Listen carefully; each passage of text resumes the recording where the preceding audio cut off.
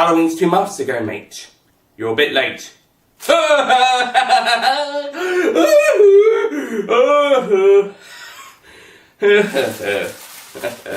that rhymed.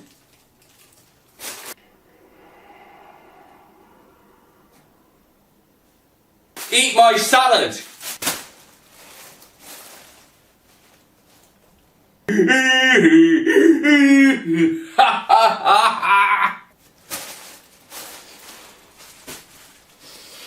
You're too annoying to kill. I'm going to send you back in time. By 1 month!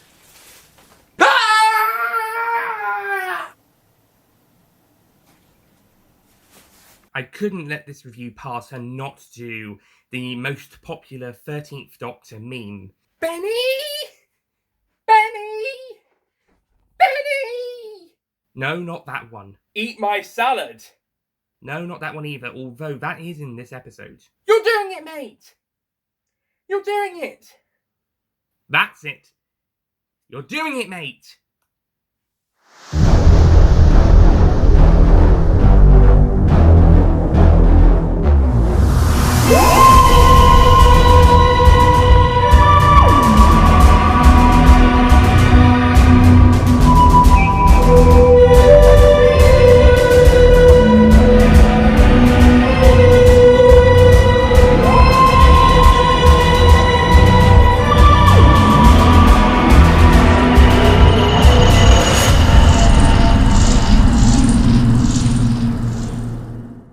Hello, ladies and gentlemen, Nick here, and welcome to my review of Doctor Who Series 11, Episode 1, The Woman Who Fell to Earth, or rather the Revisitation review. And like with the Capaldi ranking, I've got myself my 13th Doctor t-shirt on to celebrate the fact that we're starting the 13th Doctor era, and also 13th Doctor mug. Thank you, Mataland. So, The Woman Who Fell to Earth, the first episode of Doctor Who Series 11, or Season 37. We're almost there, guys. 2 more seasons. Okay, so, The Woman Who Fell to Earth. The plot of this episode sees a young man named Ryan Sinclair. After throwing his bike off a peak and into a tree, he then discovers these little lights that he accidentally presses, and that lead to a... Well, he doesn't accidentally, but he presses out of curiosity, and then this onion-shaped thing that is ice cold appears. So he calls the police, which leads to PC officer and former school primary school mate Yasmin Khan coming to investigate. Meanwhile, Graham's grandmother, Grace O'Brien, and her husband, who is not Ryan's grandfather, he's his step-grandfather, Graham O'Brien, are on a train going home when they are attacked by this bunch of coils that all merge together to form this one creature, and looking for this guy called Carl.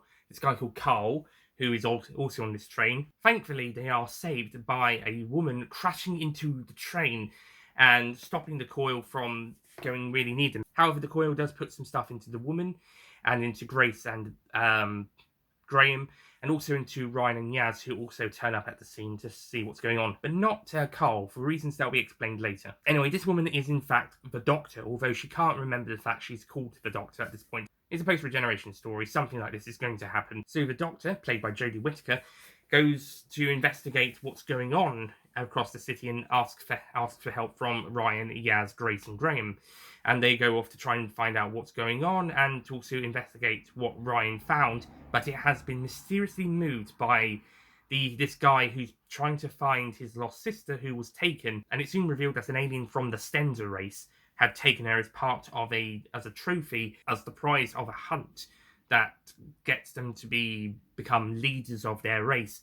And another Stenza named Tim Shah, or Tim Shaw as the Doctor calls him, arrives to do his own hunt and tries to find Carl. And he's using this coil thing to help him in his hunt. However, that's cheating. And on top of that, the thing that the coil put into the Doctor and company's necks were little bombs. So I guess this is a way to get rid of witnesses and interference on their part. So the Doctor and company do have to try and stop Tim Shaw, as we'll call him because it's easier than Tim Shah, and the coil creature from finding Carl, who, as they realise that's who's going to be the victim of the hunt, and they try to stop them and save Carl. And that's basically the plot of The Woman Who Fell to Earth. It's honestly more simple than I put it like.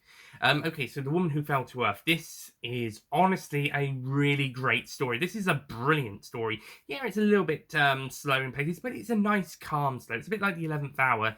Slow and steady wins the race when it comes to the post-regeneration stories. Which is good because the Doctor is trying to recover from said regeneration. Yeah, there doesn't seem to be a huge amount of that in this episode. There's a bit earlier on and with the regeneration energy, but once that's passed, the Doctor is trying to focus on the situation in hand, but without the regeneration energy interfering. So it's a bit like Deep Breath as well in a way. So it's kind of a mix of what the last two post-regeneration stories were doing. To be honest, that kind of is a pretty good way of doing it. You don't want the post-regeneration stuff to take up too much of the plot. Yeah, this is a nice, calm, simple story. We've got a pretty good threat in the form of Tim Shaw, or Tim Shah as he's actually called. He's a pretty creepy villain, and there's a bit of tension there with the sense of what we're not sure what he is to begin with, and then later on, the tension is there for him trying to find Carl. Now, whilst Carl isn't the most amazing character, it is still pretty great to see the main characters try and save him, because the Doctor saves ordinary people. So, yeah, we're always rooting for them to save the ordinary person. Or do you prefer Carl to die and everyone to be all depressed? Yeah, that's what I thought. So yeah, Tim Shaw's a pretty good villain in this episode. It's interesting that he's got the teeth in his face. That's a kind of a unique monster design. It might not be for everybody, but it's new and unique, so that's pretty interesting. Hey, Doctor's never shied from strange and the odd and the curious monster designs or villain designs. I will say this, Tim Shaw is not as good in his second appearance, but we'll get to that later on, and that's even before I rewatched it. But this episode, he's a pretty good villain. He's not the greatest villain ever, but he does a pretty good job at being the villain of the first episode. And the Stenza sound like they could be dangerous villains to face in the future if we ever met them again. Or met anyone else from the Stenza race. We only really meet Tim Shaw again, but that's about it so far. As for our new Doctor, now, to be honest, I actually found Jodie Whittaker to be really great in this episode. This is probably going to be a controversial opinion because she's not very much looked upon fondly by the majority of the families. And I'm not even talking about the Not My Doctors. I'm talking about just generally, she's not the most popular incarnation. The 13th Doctor, Jodie Whittaker's not the most popular of the actors playing her.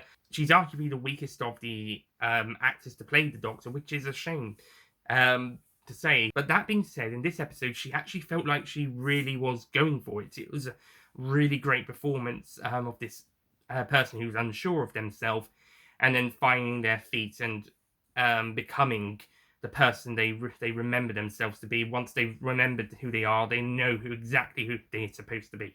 And I thought that was done really well with this episode, and Jodie does a really great performance with the kind of a mix of a uncertain of who they are, but then really upbeat and positive about doing stuff that leads them to find out more about who they are.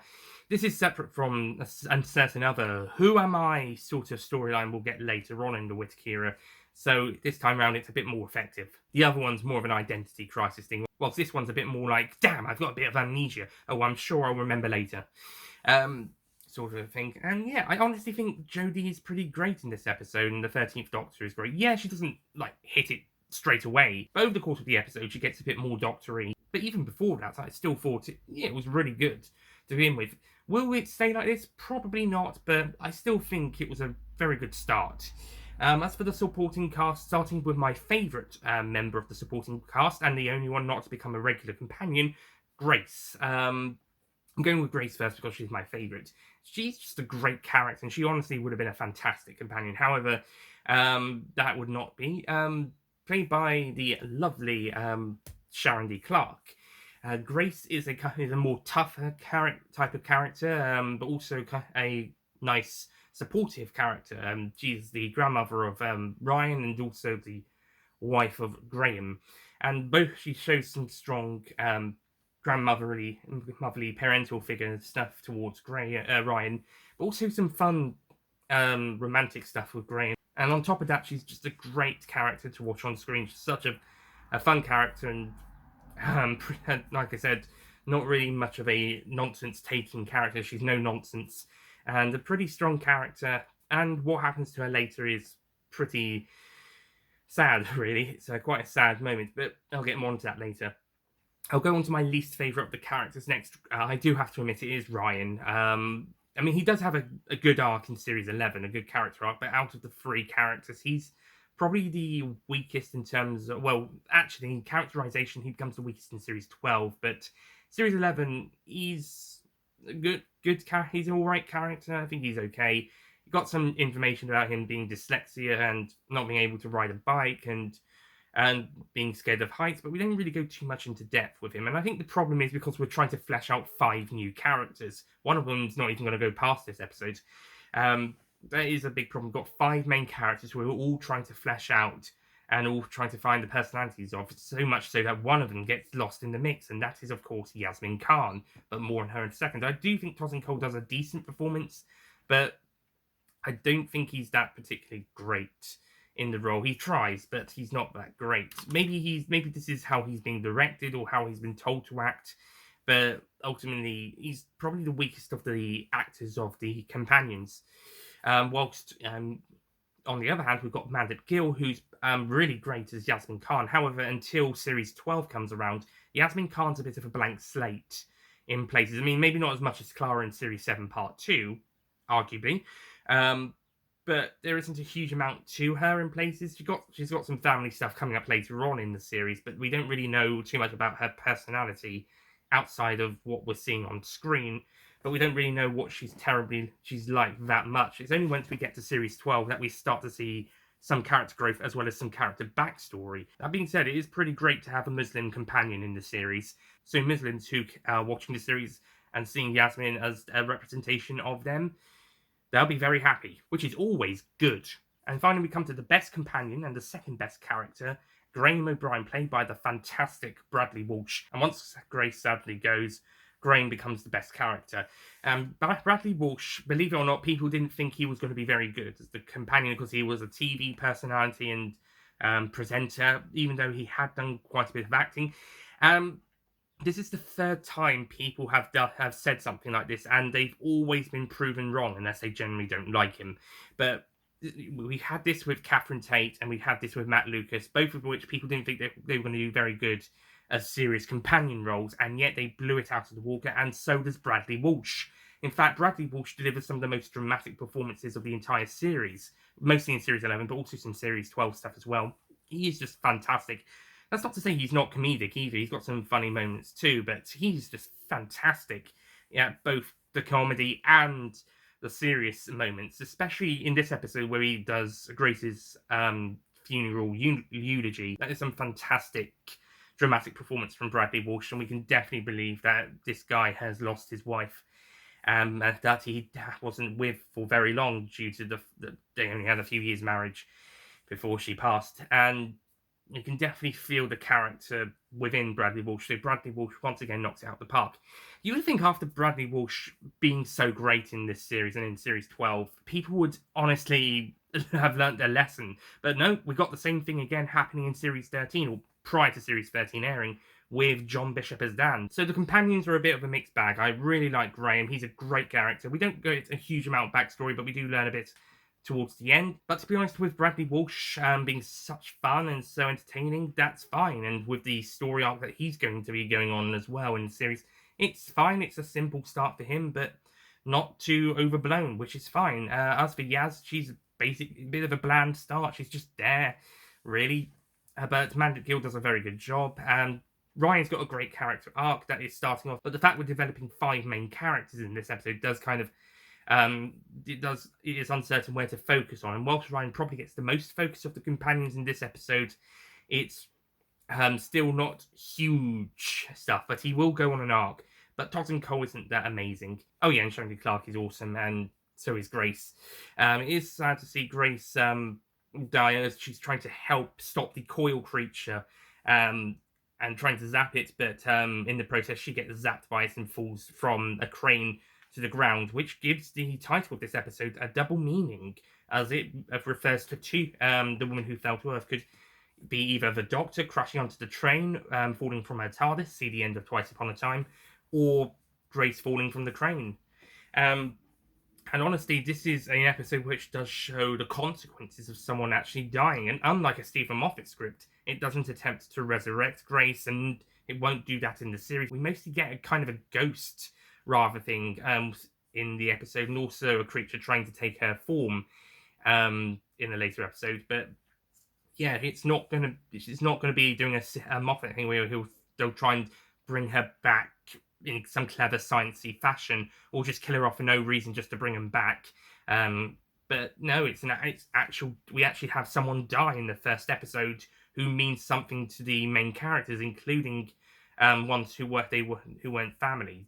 She's mostly means something to Graham and Ryan, but it's also probably an effect on the Doctor and Diaz as well. So yeah, it's actual consequences in the Whoniverse, which something that the Moffat era kind of lacked in terms of character deaths, and I thought it was handled really effectively. On a more upbeat note, this episode has some great action in some places, like when the Doctor's jumping from one crane to the other. That was a really great moment, and that was really fun. And this episode got some pretty great moments throughout it. It's not, like I said, it's not a really fast-paced episode, but it's got some cool moments throughout the episode and some good bits. The other characters who appear in this episode, there aren't really that many other ones. There's just some smaller role characters aren't that amazing. There's this one guy who brings the Stenser to Earth, and then he's well, not to Earth, to the warehouse, and then he's killed by the Stenser just because by Tim Shaw. Just because, and then there's also everybody's favourite character, Salad Man. Ironically, he's everybody's favourite character. But actually, Salad Man's okay for the scene he's got. I mean, he didn't have to be. They didn't have to have him in the episode, but to be honest, it's better that we have Salad Man because he's funny. Moving off story for a moment, we've got some amazing visuals. This episode is fantastically directed and shot, and it visually looks brilliant. There's some brand new visuals to this episode. It looks more fresh than it has been for a while, and the visual effects are looking very good in this episode with the new visual effects company. So this episode is definitely trying to be a very strong cinematic looking episode. Even though it's set in present day Sheffield, it's still trying to be as cinematic as it can be, and the stuff on the peaks are definitely the highlight of that, and it just looks so great. And it feels like it's a nice natural journey from going from the very small black and white TV size of the screen. It's a bit more very square like how they filmed it in this more of a studio based series for the first season, only going on location towards the end, and then starting to do a bit more location stuff later on. Coming from that to the present day where it looks like a movie, a 45-minute movie. Well, actually, they're going to be 50-minute movies this series, and this one's a 63-minute one. But it's come a very strong natural progression from how it looked in 1963 to how it looks in 2018. It looks fantastic. And it really is trying to definitely appeal to the audience through the visuals and make it look a great, stunning watch, and it definitely achieves that. I think that's probably the most successful thing that the 13th Doctor era has achieved, is that it does look stunning. It is a visually stunning series. Then again, the 12th Doctor's era more or less did that as well quite often, but 13's era just bumps that up an extra boost a little bit to make it look really great. I won't say all of the visual effects look as great as in this episode in the later two series, but it's definitely off to a great start here. We also have a new music composer, this time as Marigold steps down after Series 10, and Segun Akinola was brought in to take over. And whilst his music isn't as memorable or noticeable as Marigold's, he definitely does a really great score for this episode, and he'll go on to do some really great scores for the series. And it's great when the 13th Doctor makes their first appearance. We do have a bit of the new Doctor Who theme play as they appear. That being said, I am disappointed that this episode doesn't get the title sequence at the very start, but I can live with that. But what I'm not very happy with is that they don't even have a title card, that they don't say BBC Doctor Who, or at the very end Doctor Who and then the titles. And the same happens with Resolution. I don't know why they did it with Resolution. I can see why they did it with The Woman Who Fell to Earth. It's episode 1. It's just starting, although I think they still should have had a title card, at least at the very end. Even if it's not the actual title sequence. But Still, I can kind of let it go for this one. But I don't know why they didn't do the title sequence or title card at least in Resolution. I know it was a special and a movie-like special, but yeah, at least every single other episode has kept the title sequence, including all of the Series 12 stuff. So thank goodness. But I think if they just had a title card here and also for Resolution, I'm fine with them not having the proper title sequence. We will be getting the new title sequence next episode, thankfully, and then every episode this series, there won't be a cold opening, but that's fine. It's going back to the classic series sort of a thing, and then Series 12 will have a kind of a mixture. But yeah, anyway, so The Woman Who Fell to Earth, this is a cracking first episode for the Series 11 and for the 13th Doctor's era. It's not the best of the post-regeneration stories, but it's certainly top 5 contender overall and top 3 of the new series for me personally. It's a great episode, but I think there still could have been some things developed on for some of the characters, but other than that, it's still a pretty great episode and a nice way to start off this era, and it's a nice, easy, gentle start, really. Well, until the end, where it packs a bit of a punch with Grace's death and the eulogy. But yeah, I will be giving The Woman Who Fell to Earth an 9 out of 10.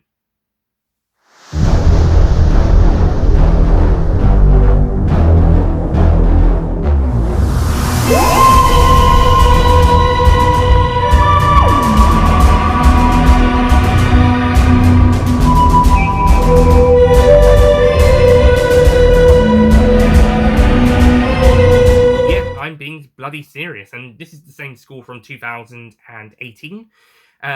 So, yeah, I think this is a brilliant story. This is a brilliant start to the series, a brilliant start to the new era, and there's some really great stuff. The characterization could have been a bit stronger, but considering we've got 4 new characters and 1 new incarnation of our main character to develop, as well as our new villain, who will be coming back later on in the series, in a less good episode. Because of that, we've got too many characters to develop whilst also focusing on this story. So I think some of them get lost in the mix. I'm looking at you, Yaz, and unfortunately that will be a thing throughout this series, is that Yaz is going to be lost in the mix a few times. There'll be a few bits, but mostly Ryan and Graham will get their character arcs and development, or we'll be focusing on our new Doctor. Yaz is going to be a bit forgotten about in some episodes. Not every episode, but some episodes. But nevertheless, this is still a really good start to this series and a really good start to this era.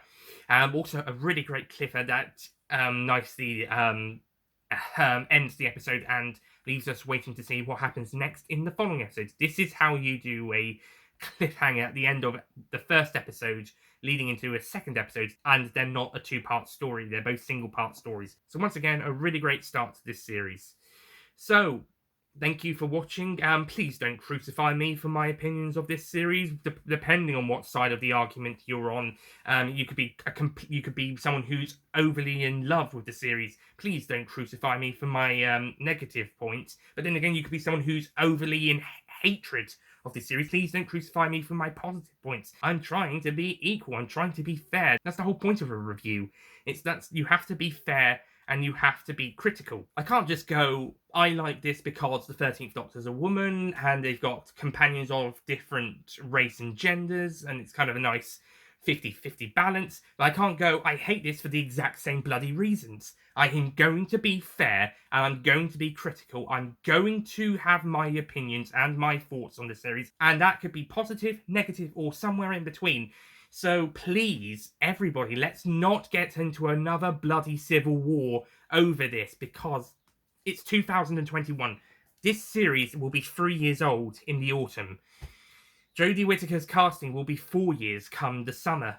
Can we start being fucking civil? It's 2021. This shit should have been over by the end of 2019, but oh no, this fanbase can't take the hint. And this fanbase is a brilliant fanbase, but there are times where it is shit sometimes. But if you guys, my viewers, can not start a bloody civil war, we'll be okay. We're gonna make it. We'll make it to the end of season 38 without any problems. Oh boy, the end of season 38, that's going to be a massive divide. But we'll get to series 12, season 38 when we get to that. We've still got a whole load of season 37, series 11, to go through first, starting with episode 2, The Ghost Monument, next time. So, thank you for watching. Please don't start a civil war, no crucifying, and I'll see you guys next time for The Ghost Monument. Goodbye.